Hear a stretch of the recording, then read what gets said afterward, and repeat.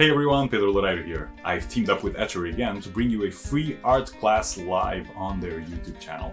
So join me this coming April the 19th at 12 p.m. EDT as I show you how to balance the use of ink and watercolor in the same sketch. We'll be sketching from a scene with multiple focus points and learn when to omit and when to use ink and watercolor alternately. So I'm excited to bring this new theme to your attention and to answer as many questions from you guys as I possibly can. And I hope to see you there.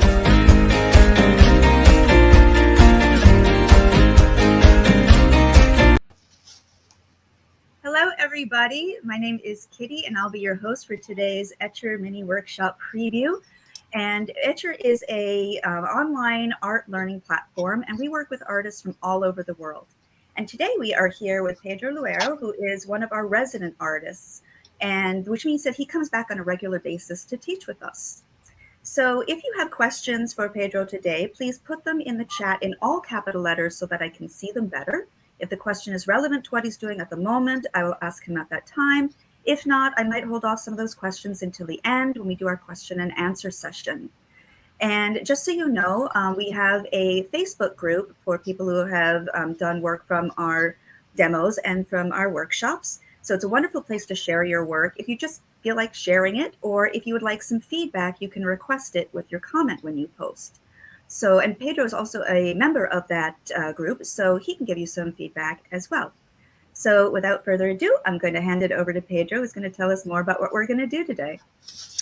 Hi, Kitty. Thank you so much. Thank you for the introduction, and thank you for hosting me. And welcome, everyone. Hello again. If you're back, or hello for the first time if you're a first-time watcher. And so my name is Pedro. As Kitty says, I'm based in Lisbon, and I work as a architecture illustrator. So I'm always up for sketching a story. I'm always up for sketching something that drives the story of the design. Or when when I'm on my free time, urban sketching, I always try to pick up stories as I go, like small conversations there, or small. I'm interested in the contents of what people are talking about, or like not in a creepy way, hopefully, but but like I pay attention to details of buildings, of whatever is going on in the people, wherever is going on in the square or the street where I'm where I'm sketching. So I would like to show you today how to focus your main story. So basically what you would like to sketch, the story that you would like to capture in your sketch. I will show you a few techniques, a few simple tricks of the trades, just that I use, to bring you the story to attention and, have a nice background of supporting elements. So that's what we're going to do, hopefully, and with a very simple sketch. I'm very fond of sketching people, so that's what we're going to do.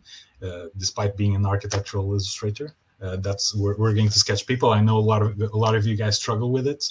There's a lot of like people saying, "Oh, I can't sketch people," but it's as easy as sketching people as is sketching buildings. So let's just get on with it, and like. If we make mistakes, they're okay. I mean, I'm not here to, we're not going to judge the accuracy of the portraits that we're going to do, but we're going to channel a little bit more about the story. So it doesn't matter if the person looks like that. What matters is what the person is doing and what's like the action. We as urban sketchers, we sketch more actions than people, basically. So, yeah. So, having said that, let's get it on, Kitty. All right. So this will be the final result. This is the sketch that I've done for you guys, and we're going to, I'm going to walk you through it. And this is actually so this is a preview for a 90-minute mini workshop that we're going to do in 1 month. And in this view, we're going to further explore this interaction between ink and watercolor, where to use ink and where not to use ink, and where to use only watercolor and where not to use watercolor. So we're going to delve a little bit into that mix and balance of ink and watercolor in one sketch. All right. So next up, we have I have a little bit of a few works of mine, like a few sketches of mine from sketchbooks. I think this would be like the perfect example, and this was the image that we used to advertise this session. This is not just a very peaceful sketch that I did while I was on a hike. We stopped for a moment. There was these three old dudes barbecuing there in the guy on the right is barbecuing something, and the other guys are just like checking their phones and just hanging out. And you can see like the lack of detail in the tree, or at least the lack of line work in the tree. The line work is just texture only and just a little bit of hint. So this is what we're going to approach more in the mini workshop.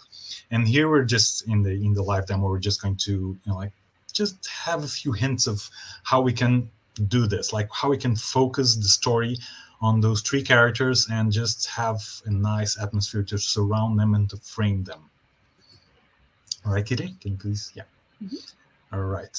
Yeah, this is just like another quick example where like the details of the people and the faces are in ink and the shades are in watercolor. So this is the balance that I want you guys to understand, and how you can like very economically produce a sketch that has plenty or enough of each technique to go with. All right. All right. So this would be like a more complete example. So this is like a sketch that is heavy on ink and heavy on watercolor. So everything is like detailed to the max with the pen, and everything is detailed to the max with watercolor. So we're going to take another example on the far corner of the page, where we have a little bit of a more atmospheric feel. So as you can see, only the people are sketched in line work and in ink, and like the atmosphere is given by the watercolor. So it creates like this smoky effect. You can still understand that this is a beach because people are naked, of course, or half naked, and you can understand that there's a ground, even though there is no sketch below this guy in the foreground, and there's absolutely no backgrounds, sketched background, but you can understand that there's like cliffs and rocks and everything, just from the quick stains of watercolor. So this is what we're going to achieve mostly here, and in the mini workshop, of course. So these are a little bit more complete examples, like of urban scenes that we would do in an urban sketch in the streets, basically. And you can see that only the people have line work, and the background is completely just washed with watercolor. So yeah, this is a fine example of how we can achieve this, and how we can distinguish the use of ink and the use of watercolor in each situation. This is slightly more complete example. Where like you can see that even the people in the foreground are not fully detailed. They just like the legs are just washes of watercolor. The shadows are just washes. So, and you have a lot of detail in the background and in the tram with sketching. So my main focus here was probably like the connection between the kiosks and the architecture, and the people were just like the background. So you can have people not as main characters, but as like supporting cast elements as well. And the tram and the architecture plays the main role. So yeah, let's move along. Let's move along. This is another example. This was actually a mini workshop for Etchr as well. The people in motion, where you can see this playing out as well. There's a lot of detail in the foreground. There's very little detail in the backgrounds with watercolor only. So you can see how the balance can play out as well. And this was the sketch that prompted the. This is not exactly the sketch that I did for you guys today, but this is the sketch that prompted this this dynamic that I had. So this was done on location. It's my girlfriend's. We're in the Thyssen Museum in Madrid, in Spain. And you'll see more about that later. So about the materials that we're going to use, I'm using this Winsor pen. This is a Chinese-made pen. It's very inexpensive and very robust, and it carries a lot of ink. So it's a little bit unfocused, but it's all right. Oh, here we go. And it carries a lot of ink, and it's loaded with waterproof ink. So it's DeAtramentis ink. So I can watercolor it immediately afterwards. We're going to use simple brushes, a couple of them from Etchr, and this third one, the large one, is a Japanese brush, natural fur. This is my palette. It's a little bit on the dirty side, but that's usually the way I use it. It's mostly Winsor & Newton watercolors with a few Daniel Smith. We're going to use paper cloth. We're going to use a lot of water. And if you have a vaporizer, water vaporizer, just do vaporize your watercolors right now, because they'll start to soak up a little bit, and they'll be ready to use when you finish your sketch. So right now I'm just sizing up the, you have your reference photo. I'm just sizing up the, like the sketch here, and where to place. This should be the placement of the main character, which is the woman in the center, my girlfriend, by the way, Patricia. And she's sitting down. I'm just launching a few lines. She's sitting down in the bench. And, okay, I've grounded her. This is her bum. And I've grounded her, and I'm just trying to capture the proportions of leg going down and torso going up. So it's more or less the same distance. I tend to exaggerate a little bit on the leg size. So if that happens, it's on me.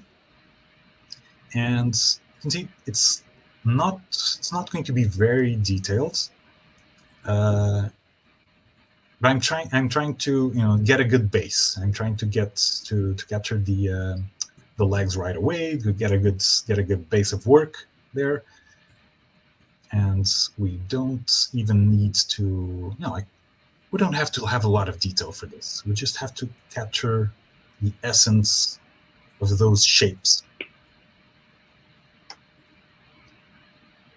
Like the hand is a shape. You don't focus on individual fingers. I'm not focused on individual fingers. I'm focusing on the shape, the general shape of the hand, and then moving on to the shoulders. So now I have her shape, the whole shape of the body under control. Basically, everything is more or less proportional in vertical wise. So I just need to get the right details in the right places. And creases in the clothes are usually very good to convey detail and to convey, like that messiness of. It will make you look good if you draw a little bit of some creases in the clothes. It'll make your sketch look good. It'll make you look very detailed without having to think too much about if the details are right or not, because nobody's going to check if the creases are right. Same goes with the hair, of course. And yeah, I mean, this is not a people or portrait sketching workshop or a demo, so don't worry too much about if it looks like Patricia or not.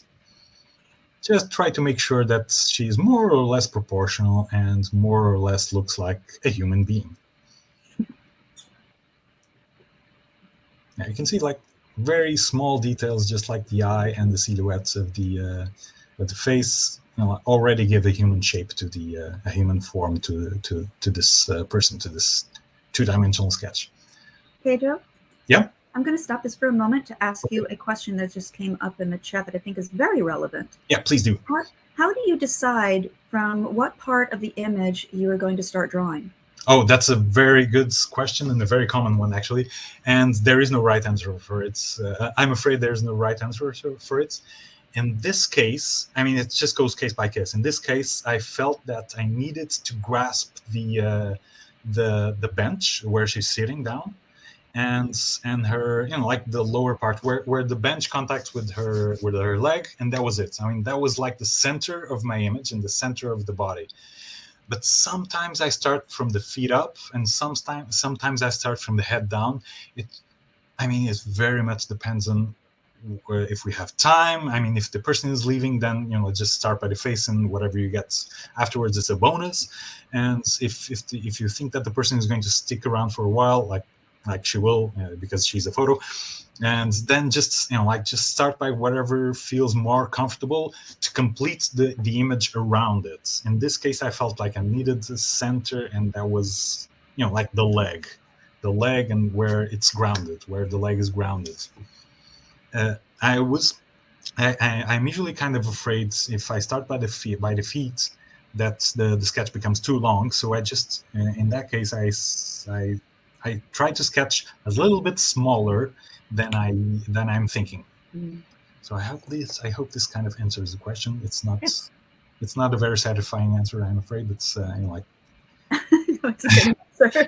because there's no right place to start. Basically, that's the short answer.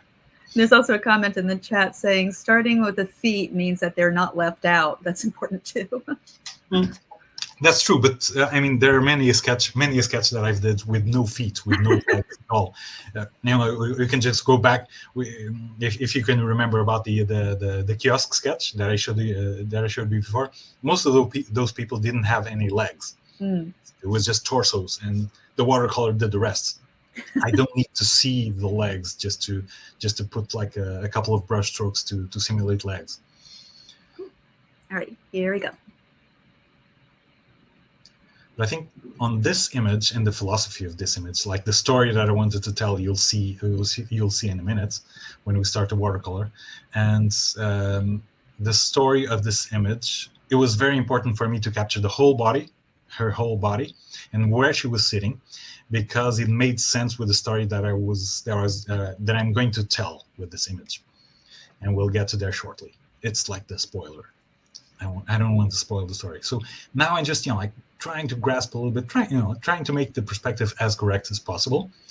But again, this is not a focus. The focus of this workshop. We're not dealing with perspective. We're not dealing with the people, with the right resemblance of people. If you get that right, it's all right. It's perfect. It's a bonus, but it's not absolutely necessary. We want to get the main story right, and then the cast elements, the supporting cast elements, in the right balance. So right now, these are already like small dots, small details that will help me.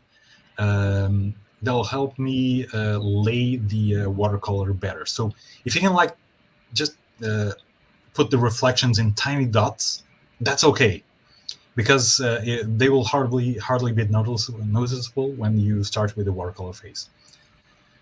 So right now I'm trying to sketch everything that's 3D. So when we get to the paintings, when we get actually to the paintings of that are hanging in the wall, we can sketch the frames. This is my criteria. You can sketch the frames in line work, but you don't do any line work in the paintings per se, because it's kind of it always has been a little bit weird for me to sketch something that's already 2D. So that's my logic for this sketch. It's everything that's palpable, everything that's an object will be sketched in line work, and everything that's not palpable, like the images that are painted in the canvases in the museum, are going to be just watercolors, and shadows and everything that's just apparent, something that's apparent on the surface of things is going to be washed with watercolor, and everything it's an object that you can pick up, or that you can see moving, or that you can see everything that's palpable in 3D will be the focus of the line work. And small mistake there, no worries. You see, you can make mistakes, and you can even try to disguise them. It will look better. It will look good in the end. Trust me. I mean, if you make one mistake and one mistaken line and 9 correct lines, I mean, you'll be fine. I promise you that. Even like a ratio of 3 mistakes to 7 right lines will be okay, I guess. if you have to put a number on it. All right, so now I'm just finishing off with a few details that they kind of give a little bit more character to the detail. Oh, I have a little bit of feedback noise, Kitty. Not sure if it's on my part or... I'm not hearing anything. Okay. So it might be on your end. Okay, not here too, I hope. Well, let us know in the chat, everyone, if you're hearing any feedback. Small vacuum. So we know where to find it. Yeah. All right. Now we're going to the watercolor phase, and I'm just trying to mix a lot of this cobalt blue, mostly cobalt blue, and a little bit of burnt sienna. I'm just going to try to have cold watercolor, cold gray tone in the background. And I usually mix my colors. My main colors are burnt sienna and cobalt blue, and they're mixed in a way that they give a nice urban gray. They give like a neutral gray when they're mixed together 50-50. But if you lean more to the blue side, you get a little bit more colder shades. If you lean more to the burnt sienna side, you get a little bit more of a warm tone. So I'm going to use like a colder tone for the background, which is this. And you can see like it's going to be a very messy wash. I'm not caring so much about the details or where the shadows are. Like nothing is very, very much detail on this one, especially in the background. I'm not going to care so much about this. I just want to get like a few shades, a few reflections here and there. Cold on the walls and warmer on the ground, on the floor. And I'm going to leave the canvas alone for now. So you can see there's already a little bit of focus on the parts that we're leaving white. And this is important. This is like, okay, you can make the mess that you want outside of the main characters, which will be the woman and the painting.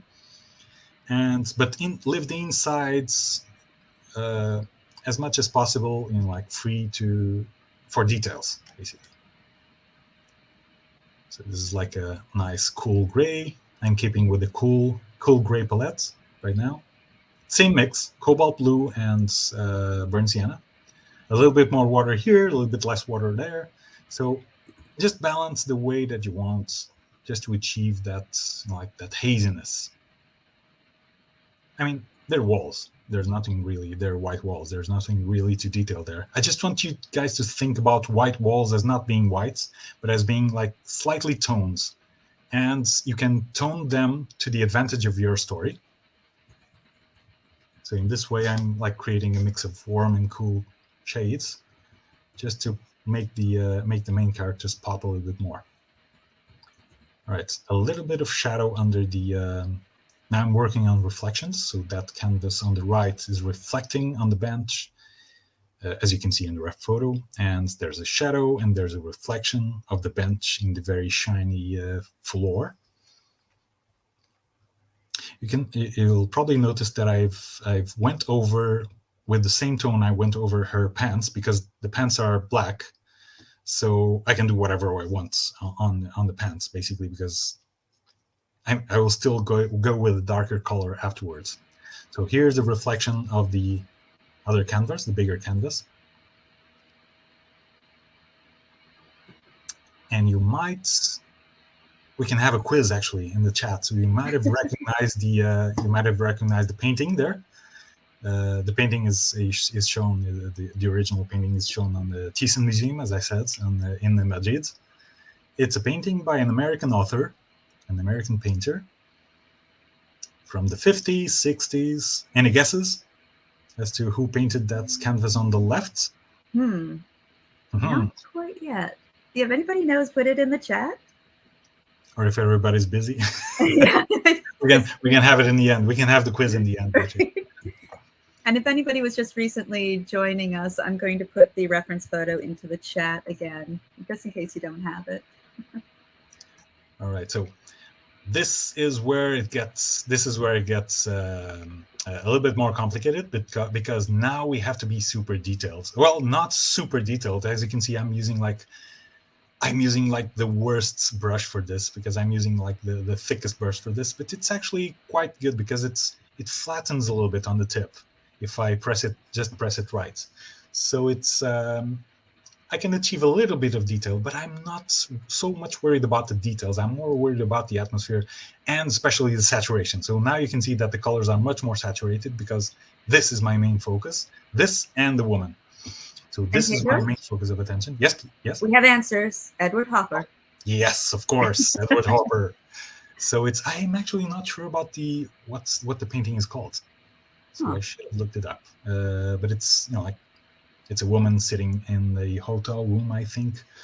Anyway, we can look it up in the end.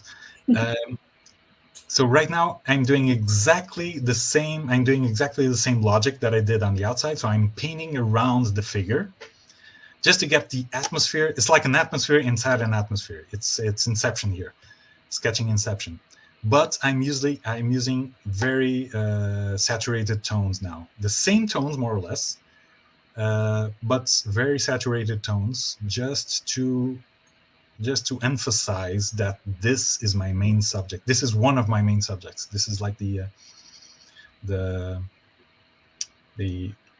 one of the main actors, one of the main characters. I'm trying to work my way around the woman in the painting, and now inside, like I'm actually sketching. I'm actually painting her now, and you can see I didn't use any lines. I'm just like using a direct watercolor, which is a little bit more tricky because we don't have any structure to lean onto, but we have the structure of the frame per se. So it's like a sketchbook within a sketchbook. It's just a little bit more complicated because it's direct watercolor, but at the same time, it's made easier because it's a little bit smaller. So there you go. You win some, you lose some. So now it's starting to look like a silhouette, at least. I don't want to get so much detail on the woman in the painting, and so now you can start to see what the story that I was aiming for with this photo and with the painting was. So I was trying to, me and my girlfriend were fooling around in the museum, trying to, like, she's kind of mimicking the posture and the position, like the feeling of the woman and in the painting, but just like symmetrical, like reverse. She's also reading, also waiting in a place where people usually go by. It's not a place to stay; it's a place to just move along. And this is what most of the paintings, most of Hopper's paintings were like: people waiting in places where they're not supposed to stay for long.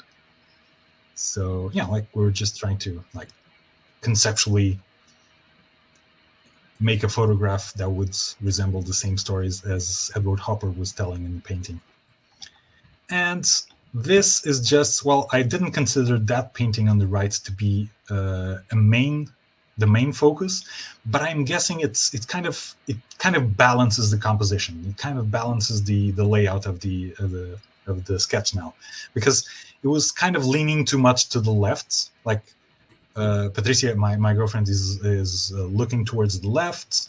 The painting, the big Hopper painting, is on the left side. So that small painting on the right side like works a little bit as a counterpoint, as a counterbalance. It's not.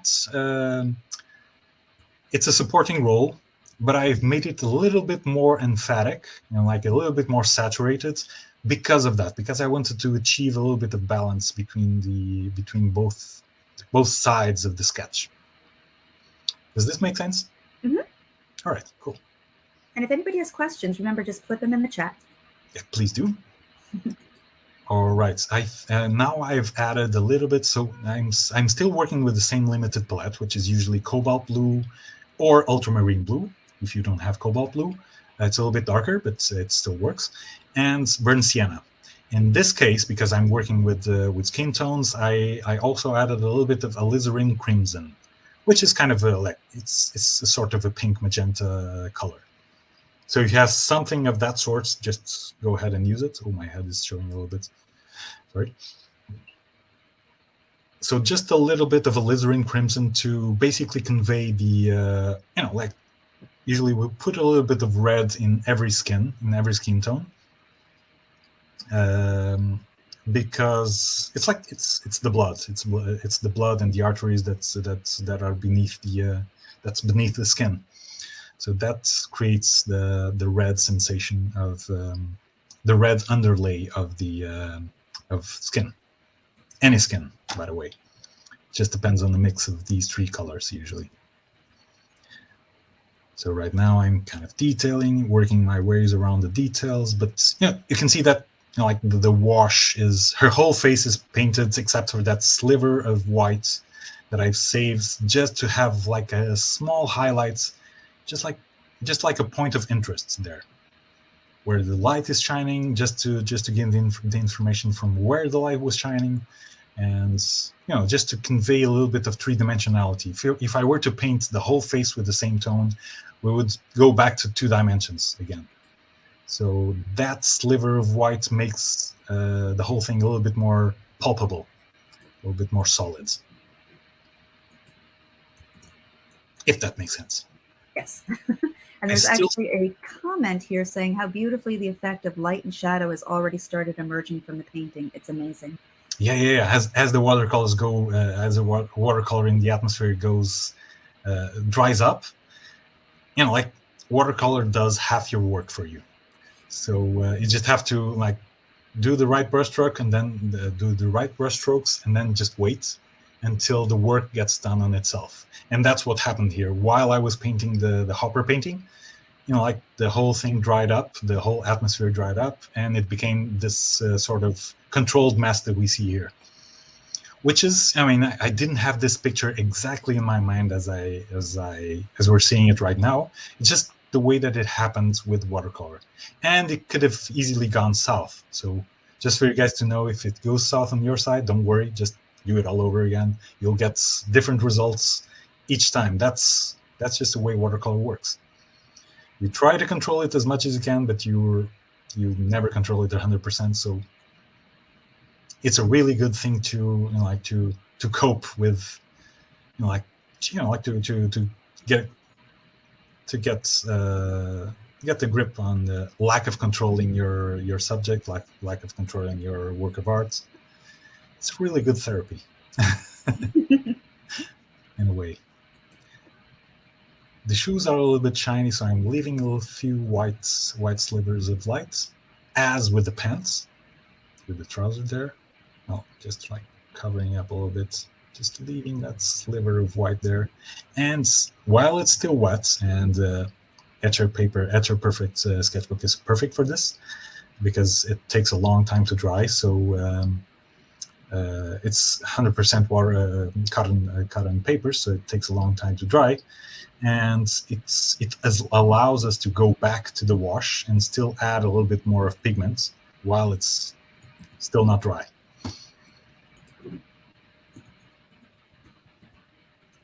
Right now I'm just enhancing a little bit of the shadows. That part is already mostly dry, but still not. Ideally, I wouldn't paint over a part that is still drying, because you get like those cauliflower effects, like those blooms. But sometimes they work nicely. It's just very chaotic when you start to organize things. When you try to start organizing watercolor, it becomes very chaotic. So if you get blooms, you get blooms. If you don't get blooms, lucky you. But that's just the way it goes. So right now, let me just get that thing. An intruder went there. So right now, I feel that the painting lacks 3D, like it's plastered. It feels like it's plastered towards in the wall. So I'm just giving a little bit of a shadow effect, just to detach it a little bit from the background, from the wall. Suddenly it feels a little bit more like a 3D, like a painting that you could take away and go and take home. And that's it. That's basically it. That's what I wanted to show you guys. We have the final work here. Already scanned. You can see like there's a lot of interesting things around here working, and which I didn't plan for at all. Sorry, Kitty, can you just go back? Like, for instance, the granulation effects under the bench in the shadow, that's achieved by using ultramarine blue, which is usually a color that most brands granulates.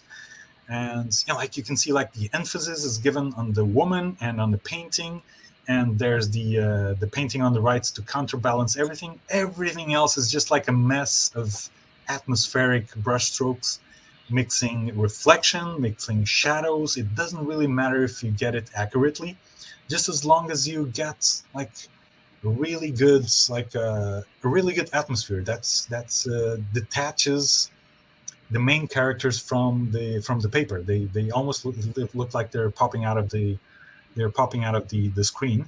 And it's usually like, for instance, like try to imagine that the woman was painted alone, like isolated from everything. Everything around her is paper white. It wouldn't be the same. Like she would be like kind of 3D, but it wouldn't be the same without that white, the dark and white below her, and like the opposition between dark and white, and the opposition between the cold wall and the warm ground, and of course like the playful coupling that it does with the hopper painting, like bringing a whimsical side and a storytelling side to the whole thing, to the whole composition. That's it for today. It's my demo, and this is for you guys to. This is a slight preview to what we're going to do in the mini workshop, which will be this or something similar to this, because I'm going to redo the whole thing over again.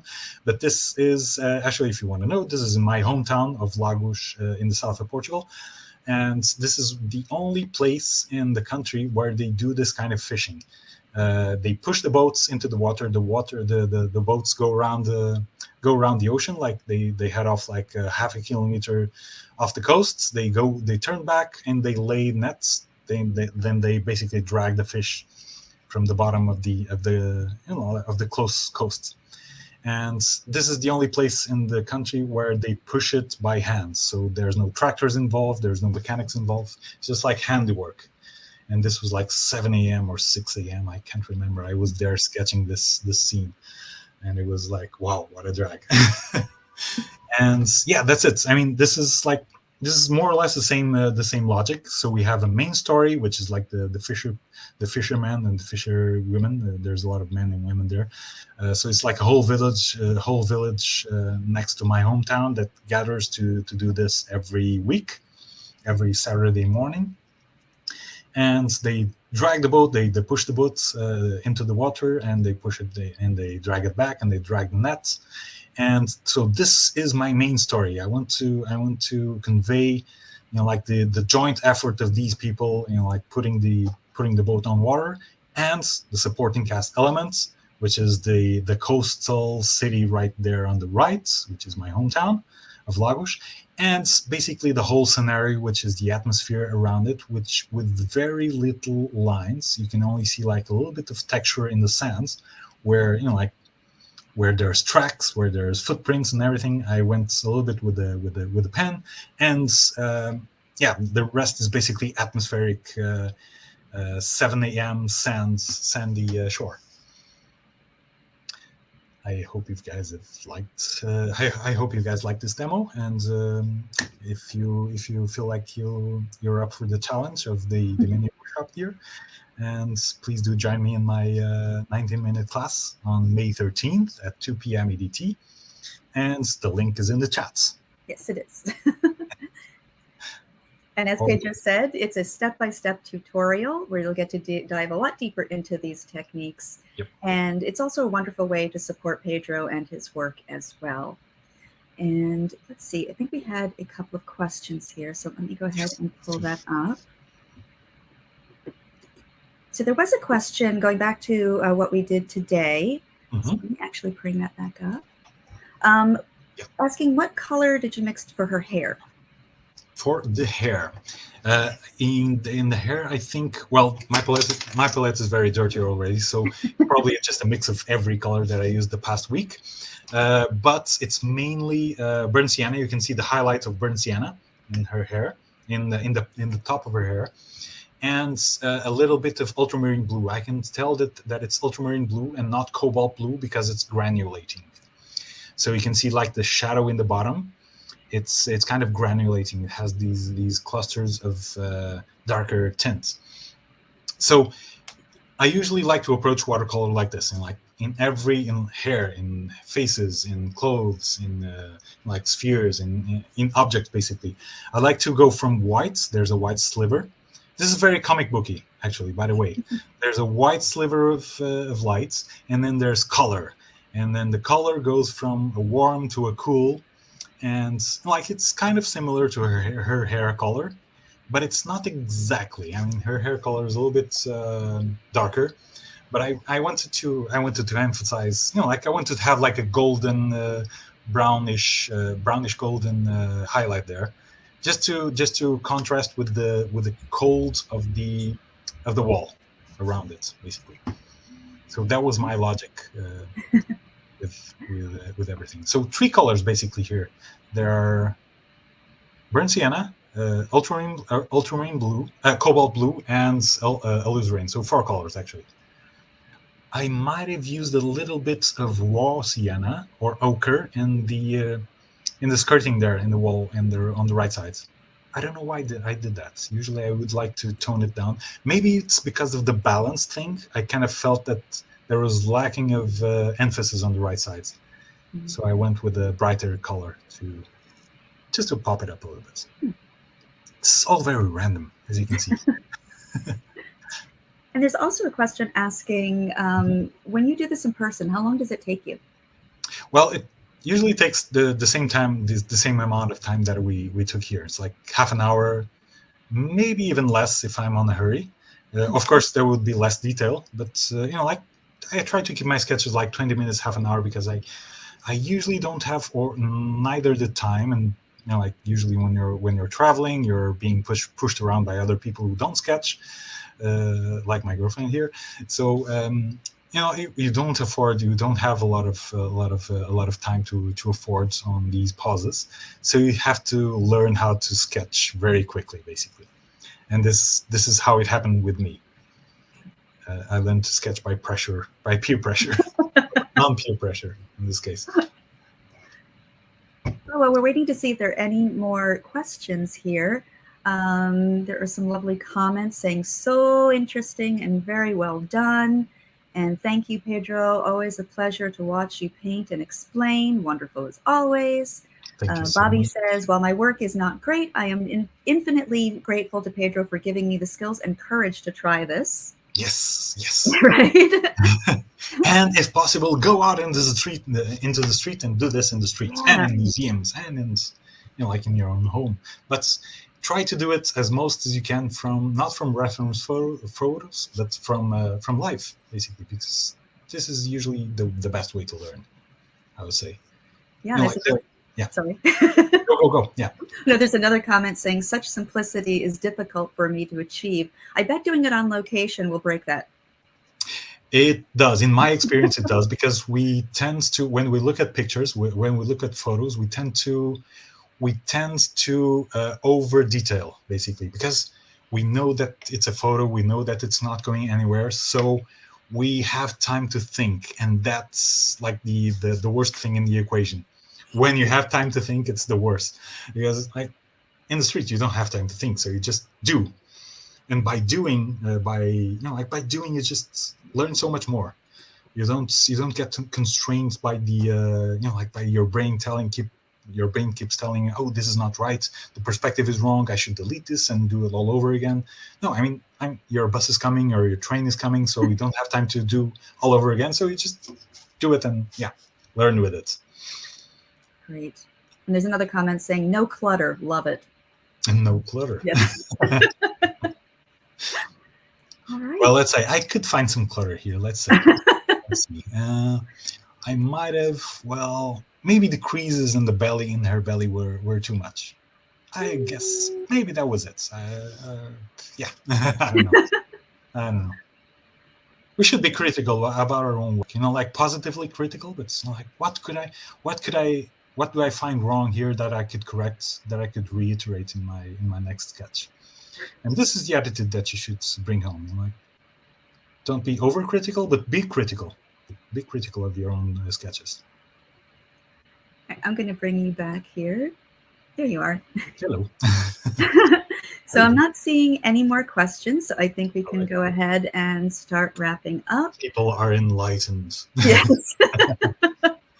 All right. So I'm putting into the chat a link to our feedback survey. We would love to hear what you thought of today's class so we can keep bringing you content that you will enjoy. And also, if you drew and painted along or you plan to do this later, we would love to see what you've done. So as I mentioned earlier, we do have a private Facebook group where you can join and share your work just for the sake of sharing. Or if you would like some feedback, please put that along with your post saying that it's welcome. And you can get the feedback from your peers. And Pedro is also part of that group, so he can make some comments there for you as well. And also, if you want to share on Instagram, I'm going to put our tags into the chat as well. Please do, and do tag me as well, because I'll definitely check it out and leave a comment. And yeah, I always like in the ends and in comments and everything, I always like to have one good comment and one bad comment. One thing that you can, one thing that you did right and one thing that you did wrong, and I would do it a different way in sorts. So don't get me wrong if I badmouth your work. It's only because of that. That's how we grow. Yep. All right. Well, everybody, we do these free live demos several times a week. So please subscribe to our channel and turn on notifications to stay up to date for when we go live. And we also have our Make More Art podcast, which is interviews with some of our artists, which is a really wonderful way to find some inspiration. You can listen to it while you're painting. And I did put the link for Pedro's 90-minute class again into the chat. Yes. And if you can't attend live, the recording will be available later as well. And Pedro, any last thoughts before we go? None that I can think of. Do join the mini workshop, because we're going to do this and a little bit more, just with a few more takeaways from this one, and people sketching, and we're going to do the whole horizon thing, the whole crowds, simplifying a crowd. So it'll be fun. So join us. All right. Well, thank you, Pedro. This was really wonderful. Lots of lovely comments in the chat. You should go back and read later. There's a comment just saying, "I love Pedro." Oh. All right, everybody. And thank you so much for watching today. And until we see you next time, make more art. Goodbye, everybody. Bye-bye.